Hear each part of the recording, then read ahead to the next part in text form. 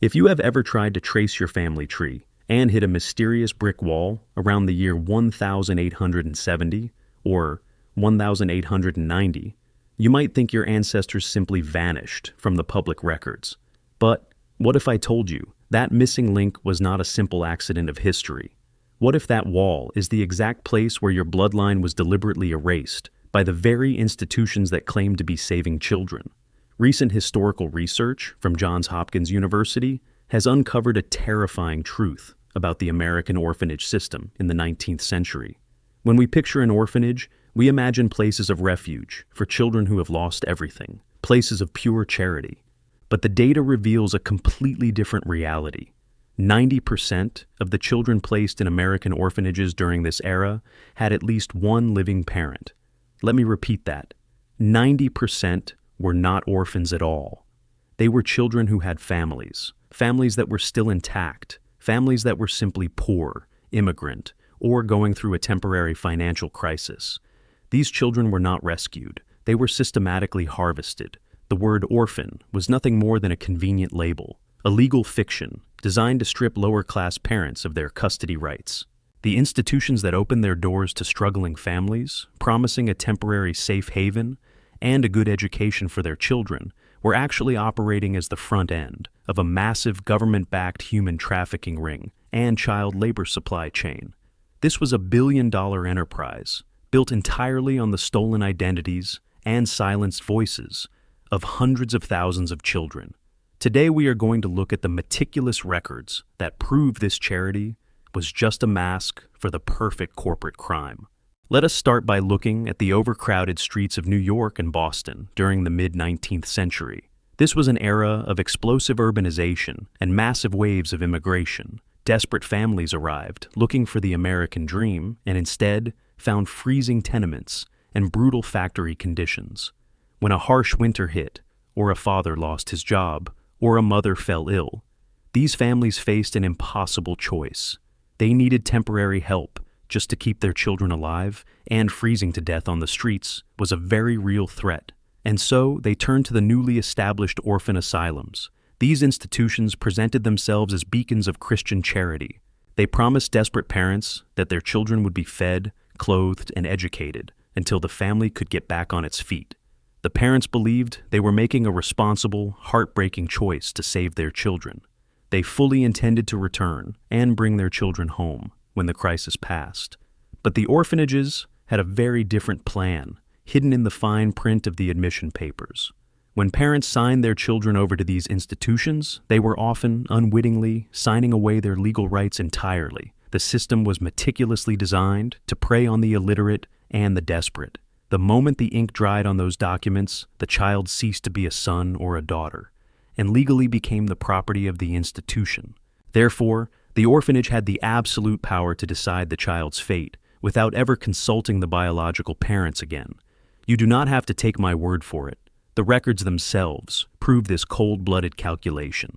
Let us look at the meticulous admission logs kept by the Protestant Orphan Asylum of St. Louis between the years 1847 and 1869. Researchers went through those ledgers, line by line, documenting every single family situation. What they found is chilling. Only 27% of the children were actual orphans, with both parents dead. 4% had both parents alive. And a staggering 69%, more than 2 out of 3 children, had one parent still living. These parents walked through those doors and surrendered their children expecting compassion. They worked tirelessly, saving every penny to rebuild their lives and reclaim their families.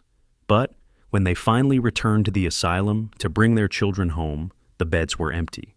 The institutions told them that their children had been moved, placed out, or simply relocated. They were given no addresses, no forwarding information, and no way to trace their own flesh and blood.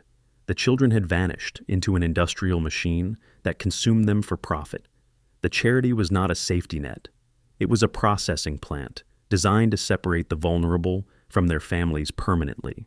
The system intentionally silenced the cries of the mothers and erased the identities of the children. The architecture of this erasure was not a flaw in the system. It was the primary feature. Parents spent the rest of their lives searching for children who had been completely absorbed into a legal matrix of manipulation. This was the first step in a much larger, much more sinister operation.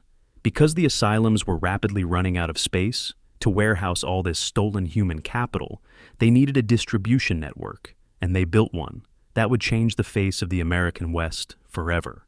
Enter Charles Loring Brace, a man history remembers as a great philanthropist, the founder of the Children's Aid Society in 1853. But when you look closely at the machinery he built, Brace looks less like a savior and more like a visionary human trafficker. He understood a fundamental economic reality of the 19th century. The American West was expanding at an explosive rate. Farms in Illinois, Iowa, and across the Midwest were desperate for labor. They needed strong hands to clear fields, pick crops, and build a booming agricultural empire. But adult workers demanded wages, and they could strike. Where could this expanding empire find an endless supply of free, obedient labor that could not fight back? The answer was sitting in the overcrowded orphan asylums of the eastern cities. Brace engineered a solution that he called the placing out system, but today we know it by a much more innocent-sounding name, the orphan trains. Between the years 1854 and 1929, an estimated 150,000 children were loaded onto trains heading west. Try to visualize this terrifying reality. Trains filled with confused, crying children, rolling into small rural towns. When the train stopped, the children were paraded onto a local stage, or the platform of a train station. Local farmers and townspeople would gather around to inspect them. They were not looking for a son or a daughter to love. They were shopping for farm equipment. The farmers would check the children's teeth to gauge their health and age. They would squeeze their biceps and pinch their legs to test their strength. It was a livestock auction disguised as a rescue mission. Brothers and sisters who clung to each other on the train were frequently ripped apart on that platform, selected by different farmers, and taken to towns miles away from each other, never to speak again. But how did the institutions make this legal? Through a sinister legal instrument known as indenture papers. When a farmer selected a child, he signed a legally binding contract. Boys were bound to unpaid hard labor until the age of 21. Girls were bound until the age of 18, often forced into grueling domestic servitude. The Illinois state legislature even passed a special act in 1861, making these specific orphanage indentures absolutely ironclad. These papers were the ultimate gag order. They completely severed the child from their past. In many cases, the children were given entirely new names by their new masters. Their old identities were erased from the official ledgers. If their biological parents back in New York or Boston finally scraped together enough money and came looking for them, they would find nothing. The institutions deliberately withheld the destination of the children. They never contacted the parents for permission. They permanently redistributed living, breathing children as agricultural labor. The charity was just the front door of a blood-soaked supply chain. And the most horrifying part is that this perfect system of exploitation was about to be weaponized against every single vulnerable minority in the country. This perfect system of exploitation was too efficient to remain just a solution for the slums of New York. It quickly evolved into a weapon of mass cultural destruction used to erase entire communities. If you look closely at the records, you will see that this was never just about poverty. It was about control. Take the Jewish orphan asylum in Cleveland, which opened in 1868. By the 1890s, it housed around 500 children annually, almost all of them Eastern European Jewish immigrants. The institution was run by acculturated German Jews, whose explicit goal was to Americanize these children. They stripped away Yiddish. They restricted parental visits to just 2 months a year. They censored the children's mail. They explicitly trained the boys to be manual laborers rather than scholars. By 1906, they proudly reported that the intermarriage rates of their alumni were far higher than the community average. The institution actually measured its own success by how effectively it had destroyed the cultural identity of its inmates. And remember, the vast majority of these children had living parents who were simply deemed culturally unfit. But if you think that is dark, look at what happened to black families after emancipation in 1865. When slavery legally ended, former slaveholders faced an immediate crisis. Their free labor force was gone.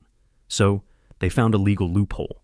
Across Maryland and other border states, former owners petitioned orphan courts to declare newly freed black parents financially incapable of supporting their families. The courts agreed and systematically bound emancipated black children, some as young as 3 years old, back to the exact same people who had just owned them. They called it an apprenticeship. The children were forced to pick cotton and tobacco under the exact same brutal conditions as slavery. The parents had absolutely no legal power to stop it. One mother described being dragged to the courthouse and forced to remain silent while the judge handed her child back to her former master. This was not charity. This was slavery after slavery, and then the system reached its terrifying peak. The federal government watched how perfectly this legal erasure worked and unleashed it on Native American children. Starting in the 1870s, the government began removing Native children from their families and forcing them into distant boarding schools. The architect of this system, Captain Richard Henry Pratt, stated his philosophy with chilling clarity in 1892. He said, "Kill the Indian in him and save the man." At institutions like the Carlisle Indian Industrial School, children were beaten for speaking their native languages. Their traditional clothing was burned upon arrival. Their long hair was forcibly cut. They were assigned New English names. By 1900, over 20,000 Native children were trapped in this system.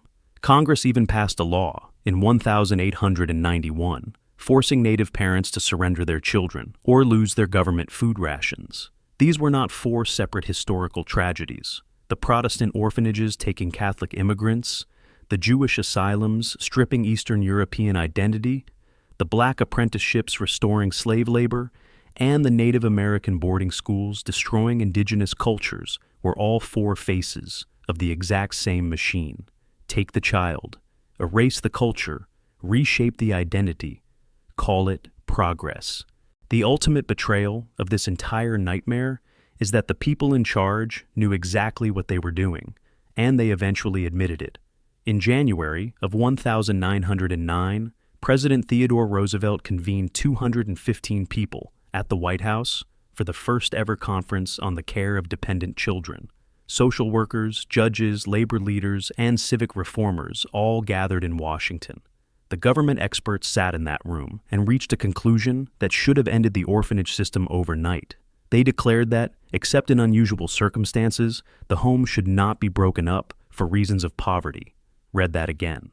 The federal government openly acknowledged that for over 50 years, the entire charitable system had been separating children from their families based on poverty alone. This conference eventually led to the creation of the Children's Bureau in 1912 and began the slow dismantling of institutional child labor. It sparked the widow's pension movement, which finally gave poor mothers a way to keep their children. But here is the horrifying plot twist. By the year 1909, over 150,000 children had already been placed on those trains. Their families had already been scattered across the continent. Their original identities had already been completely erased. The government acknowledged that the machine was broken, but they never acknowledged the catastrophic damage it caused to the victims. No apologies were given. No reparations were ever offered. No reunification efforts were funded by the state. No national registry was ever created to help these separated families find each other. The system was just quietly wound down over the following decades, and the children, already scattered, were left to figure out their own histories, entirely on their own. The buildings are mostly gone now, demolished, or converted into modern offices decades ago. The records that do survive are almost always sealed, closed to the public, because of their supposedly sensitive personal nature. The architects of this erasure made sure the evidence was buried with them, but the consequences of their actions are still living in the bloodlines of millions of Americans today. Your bloodline. If your family tree hits a sudden, inexplicable dead end around the year 1870, or 1880, or 1890, it might not be a gap in the historical record. It might be the exact place where the system did exactly what it was designed to do. Your ancestor might have been admitted under one name and placed out under another, sent to a state where absolutely no one knew their family, given indenture papers that replaced their identity with an agricultural contract. The last name you carry today, the name you pass down to your own children, might actually belong to a farmer in Illinois who bought your great-grandfather for the price of a train ticket. The connection to your real heritage was severed on purpose, not by fire, not by accident, but by corporate policy disguised as Christian charity. So, I have to ask you, if the orphanage system of the 19th century was actually a government-sanctioned human trafficking ring, what makes us think the charity industrial complex of today is any different? Who were the 90% of parents who lost their children? And what happened to the families who spent the rest of their lives waiting for sons and daughters who never came home? Check your own family history. Look at the empty spaces and tell me what you see. Do you think the era of erasing children is truly over? Let me know your thoughts in the comments below, because the truth is still out there, waiting to be found.